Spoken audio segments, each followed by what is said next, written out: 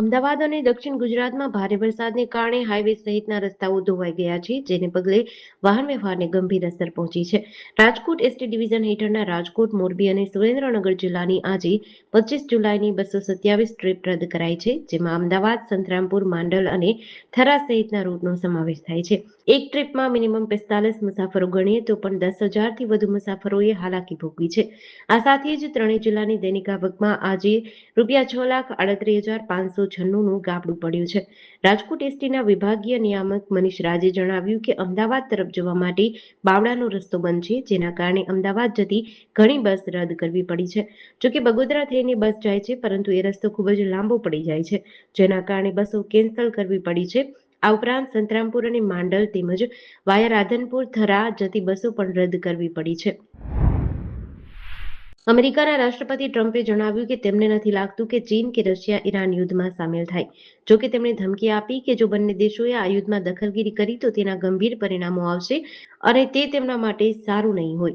ટ્રમ્પે social media પર લખ્યું કે તાજેતરમાં બેઇજિંગમાં થયેલી તેમની મુલાકાત દરમિયાન ચીનના રાષ્ટ્રપતિ શી જિનપિંગે તેમને ખાતરી આપી હતી કે તેઓ કોઈપણ સંજોગોમાં ઈરાનને હથિયારો નહીં આપે. ચીની કંપનીઓ માટે પણ આ જ વાત લાગુ પડે છે. ટ્રમ્પે કહ્યું કે તેમને જિનપિંગ પર વિશ્વાસ છે. તેમણે કહ્યું કે રશિયન રાષ્ટ્રપતિ પુતિનને પણ તેમણે કહ્યું છે કે તેઓ ઈરાનને હથિયાર નહીં વેચે. ટ્રમ્પે કહ્યું કે યુક્રેન યુદ્ધ છતાં તેમની પુતિન સાથે વાતચીત ચાલુ છે.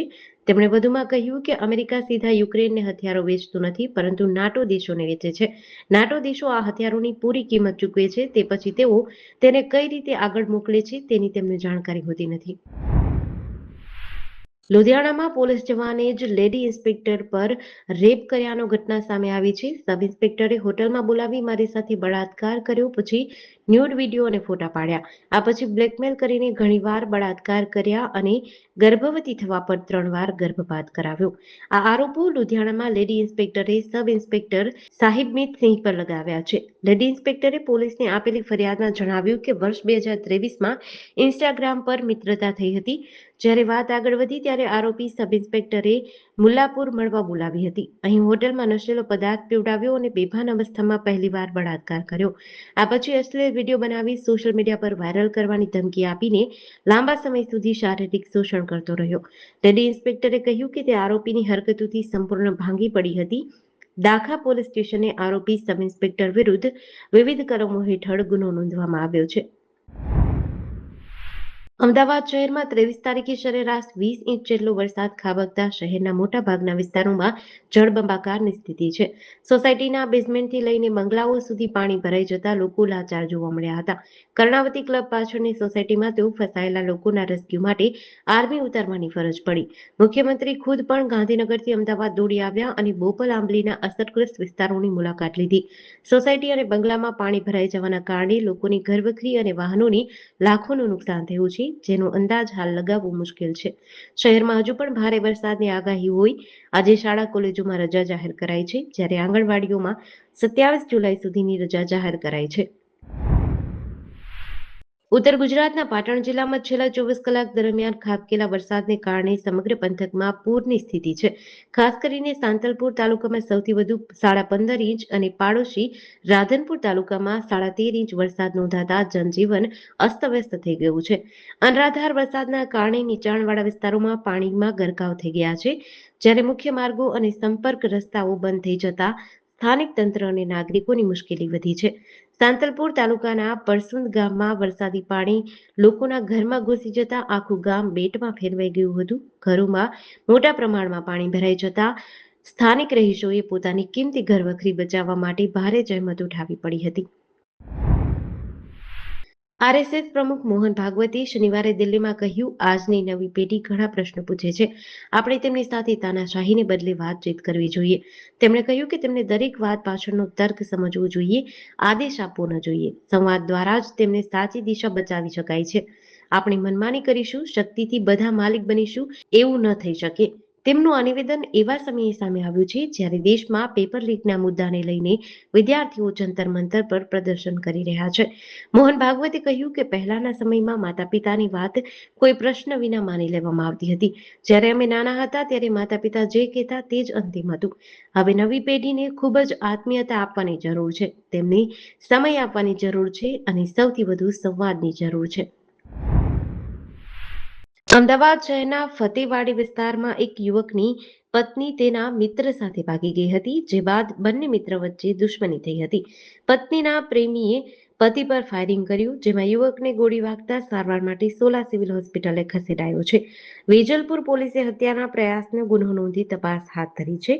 ફતેવાડીમાં રહેતો જાવેદ ખાન પઠાણ છૂટક મજૂરી કરે છે. વહેલી સવારે 3 વાગે જાવેદ અને તેનો ભાઈ ઘરની બહારની દુકાનમાં બેસી વાતો કરતા હતા. ત્યારે જાવેદ, તેનો મિત્ર શહેજાન અને અન્ય શખ્સ એમ 3 વ્યક્તિ આવ્યા હતા. મુજાહિદે જાવેદને બંદૂક બતાવી જમણા હાથ પર ગોળી મારી હતી. ગોળી મારીને ત્રણેય ત્યાંથી નાસી ગયા હતા. જાવેદને ઈજા થતા સારવાર માટે હોસ્પિટલે ખસેડાયો છે. વેજલપુર પોલીસે ગુનો નોંધી મુજાહિદની ધરપકડ કરી છે. પીએમ મોદીના ડ્રીમ પ્રોજેક્ટ સ્વરૂપ રાજકોટના હીરાસરમાં સ્થિત ઇન્ટરનેશનલ એરપોર્ટનો કુલ ખર્ચ અંદાજે 1405 થી રૂપિયા 2654 કરોડ છે. નવા સંકલિત ટર્મિનલ બિલ્ડિંગનો ખર્ચ રૂપિયા 326 કરોડ છે અને તેમાં કુલ 4 એરોબ્રિજ છે. જોકે તેમાંથી એક એરોસ્પેસ પર વરસાદી ટપકવાનું શરૂ થઈ ગયું છે, જેના કારણે હવાઈ મુસાફરોને ફ્લાઇટમાં જવા આવવા માટે મુશ્કેલી પડી રહી છે.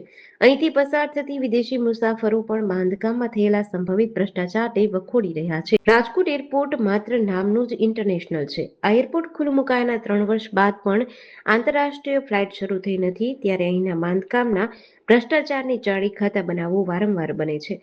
ભૂતકાળમાં કેનોપી પડવી, ટર્મિનલ અને લગેજમાં પાણી ટપકવા જેવી ફરિયાદો સામે આવી હતી. તો હવે તો આ વર્ષે હજુ ચોમાસું પૂરું જામ્યું નથી, ત્યારે એરોબ્રિજમાં પણ છતમાંથી પાણી ટપકવા લાગ્યા છે.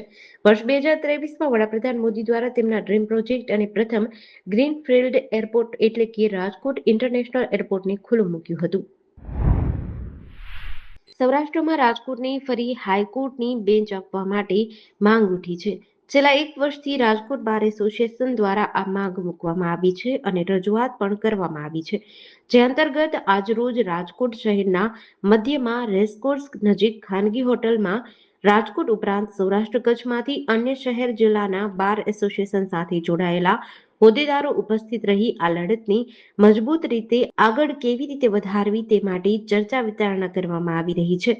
ઉલ્લેખનીય છે કે થોડા સમય પહેલા ગુજરાતના કાયદા મંત્રીને રૂબરૂ મળી રજૂઆત કરવામાં આવી હતી અને ફરી આવતા સમયમાં રજૂઆતો સાથે માંગને વધુ મજબૂત બનાવવામાં આવશે.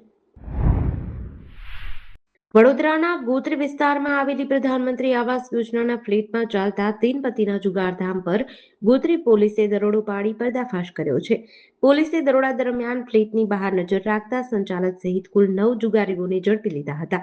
દરોડા દરમિયાન પોલીસને સ્થળ પરથી રોકડ રકમ અને 5 મોબાઈલ મળી કુલ રૂપિયા 1,01,000નો મુદ્દામાલ જપ્ત કરવામાં સફળતા મળી છે.